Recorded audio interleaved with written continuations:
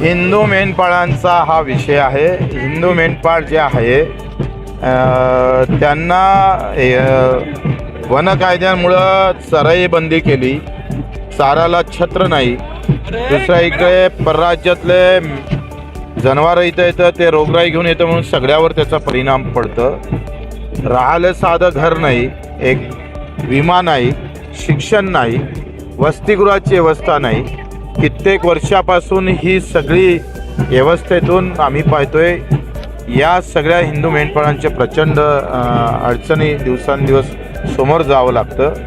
दुसरं, पीक कर्जाच्या बाबतीत घोषणा केल्या, पण त्या पोकळ ठरतं की काय अशी अवस्था आहे।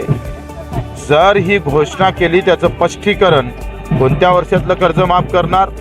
त्या हिंदू शेतकऱ्यांना आत्महत्या करायला लावणार का तुम्ही?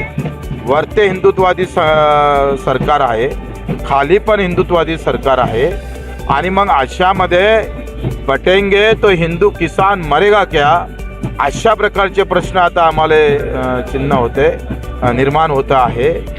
अगर इस देश में रहना होगा तो हिंदू किसान, हिंदू मेंढपाळ बोल के रहना पडेगा, अशा प्रकारची व्यवस्था आता इथं आलेली दिसतंय।